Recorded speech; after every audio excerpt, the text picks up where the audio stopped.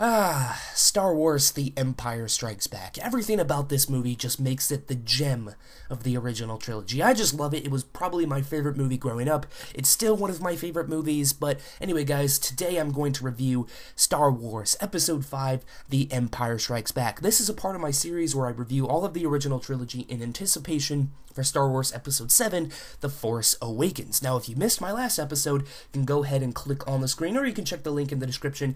Either are valued ways to go ahead and get to another video of mine, but do not.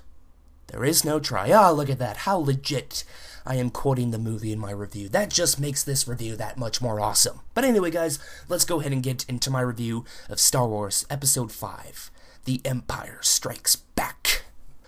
So this is somewhat unrelated to the movie itself, but I was watching this movie and I kind of put my thinking cap on, and there's a rumor about The Force Awakens, how Luke Skywalker, the reason he's shrouded in mystery, is that he's guarding some kind of cave that holds the, I guess, spirit of Darth Plagueis, who was the master of the Emperor, or better known as Darth Sidious. So there's a rumor out there, and in this movie, when Luke, I can't even remember the name of the planet, but he was on this planet training with Yoda, and then there's this cave that holds the dark side, and the dark side is like strawn in this cave. And I was thinking, maybe that's the cave that Luke Skywalker is guarding in The Force Awakens, but I don't know. I'm just some fan who watches the movies. What the heck do I know? But it would be kind of cool if that actually does happen, because I'll be like, oh, totally called it. I totally called it.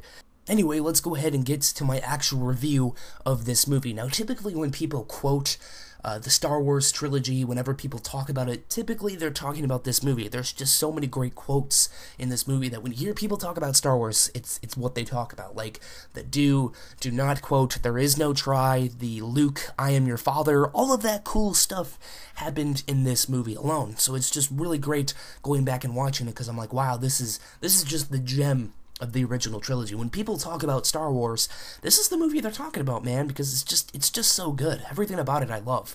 Going back and watching these iconic scenes again was great. For instance, the Darth Vader and Luke Skywalker epic lightsaber fight, which had the climax of Darth Vader revealing to Luke Skywalker that he is his father. Everything about that scene was great. Of course, the cave scene, when it wasn't really a cave, it was this space weird asteroid monster that, you know, they were in the mouth of it and they had to, you know, fly out. That was a great scene. The do not, there is no try quote from Yoda happened in this movie. Just, oh, so many great iconic scenes that I got to watch again. And I also think that this was the least touched by the new, like, special editions, how they added in so many scenes. The original Star Wars movie, A New Hope, that was the one that got the most changes. This one, I don't think it was touched all that much. There could have been a couple, but unfortunately it's been so long since I've seen a non-changed version of Star Wars, I don't remember what was changed and what wasn't. So that's kind of unfortunate for me, but that's besides the point. One of my favorite things about The Empire Strikes Back is you really get to see how evil Darth Vader is. He's force-choked a lot of guys in this movie, so holy shit. Vader is evil. You know, he's my favorite character, really, out of all the Star Wars movies and movies in general. My favorite character is a douchebag. How can you make me like a douchebag, Star Wars? What the hell?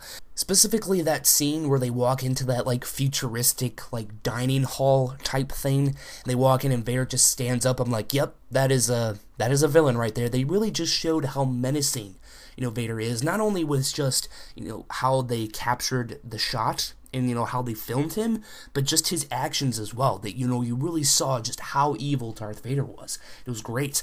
Also, my favorite lightsaber fight is in The Empire Strikes Back, and that is between Luke and Darth Vader.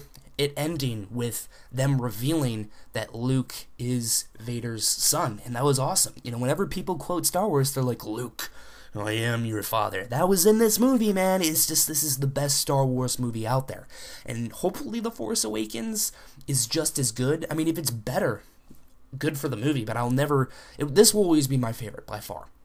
And I've also heard a lot of rumors that The Empire Strikes Back is going to somehow connect to The Force Awakens, and like I said, it could be Luke guarding that cave, which, you know, is rumored to hold the spirit of Darth Plagueis. Who knows? But there's also a lot of people have seen action figures that are based off scenes from The Empire Strikes Back. You know, that's kind of what they show. So I don't know, maybe they'll go ahead and kind of reference this movie a little bit. Hopefully they do, because it's definitely the best Star Wars movie out there.